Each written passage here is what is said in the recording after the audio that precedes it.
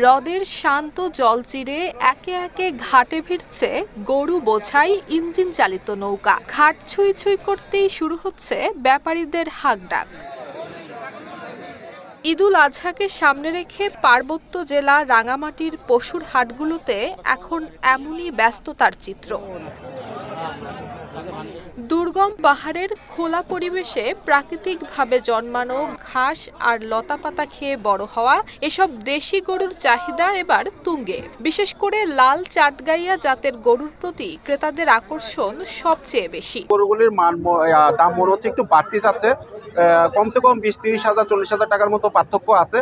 তা আমার মনে হচ্ছে যে ক্রেতার হাতে আসলে ওই ধরনের টাকা নাই যে তারা নিবে। তো সব কিছু মিলে মনে হচ্ছে আরও কিছুদিন আমাদের অপেক্ষা করতে হবে। আমরা আমাদের সাধারণ ক্রেতা যারা আছি আরও অপেক্ষা করছি যদি কিছুটা দাম কমে। গরুর মান ভালো, এখন বাজারের পরিস্থিতি এসে কি এখনো ওরা দাম ধরে রাখছে। দামটা ছাড়বে হয়তো বা চান্দাতে বা কালকে।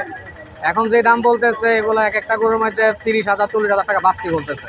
ভোর থেকেই কাপ্তাই হ্রদের বিভিন্ন ঘাটে গরু বোঝাই ইঞ্জিন চালিত বোট এসে ভিড়ছে। দুর্গম এলাকা থেকে আনা এসব পাহাড়ি গরু নামানো হচ্ছে রাঙামাটি পৌর ট্রাক টার্মিনাল পশুর হাটে। পরে সেখান থেকেই দেশের বিভিন্ন প্রান্তে নিয়ে যাচ্ছেন ব্যবসায়ীরা। চাহিদাটা খুবই ভালো। লাল গরু পাহাড়ি ন্যাচারাল ভাবে তারা পালে, পাহাড়ের সাইডে দিয়ে পালে, কোনো প্রকারে ইঞ্জেকশন ছাড়া ফিট ছাড়া এটা বড় করে গরু। এটার চাহিদা বেশি তুলনামূলকভাবে খামারি গরু চাইতে পাহাড়ি গরুগুলোর তুলনামূলকভাবে চাহিদা বেশি। পাহাড়ের গরুর দাম কিন্তু ঠিক আছে, মানে মেডিসিন ছাড়া ইঞ্জেকশন ছাড়া গরু পাহাড়ি গরু প্রাকৃতিকভাবে আলাদা পালন করা যায়, ওটা পালন করা হয়। এবং কিন্তু আমরা কিন্তু দাম পাচ্ছি না, এবছর গরুর দাম অনেক কম।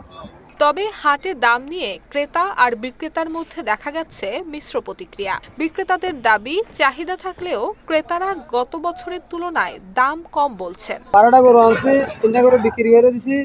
মোটামুটি দাম তেমন বেশি না তেমন কমও না, মধ্যম। অন্যান্য বছর তুলনায় দাম একটু কম। RICL TMX, যুগের পর যুগ স্থাপনা থাকে মজবুত। অন্যদিকে ক্রেতাদের অভিযোগ, বিক্রেতারা প্রতিটি গরুতে 30 থেকে 40,000 টাকা পর্যন্ত বেশি দাম ধরে রেখেছেন। গত বছরে যেটা পছন্দ হয়েছে এটা গত বছরে মিনিমাম এটা 1,30,000 অর্থাৎ এটা দিয়ে হয়েছিল, কিন্তু এবছর সেটা 1,50,000। জেলা প্রাণী সম্পদ অধিদপ্তর বলছে চাহিদার চেয়ে এবার 8,390টি গরু অতিরিক্ত রয়েছে। স্থানীয় চাহিদা পূরণ করে দেশের বিভিন্ন জেলায় সরবরাহ করা হচ্ছে পাহাড়ি দেশি গরু।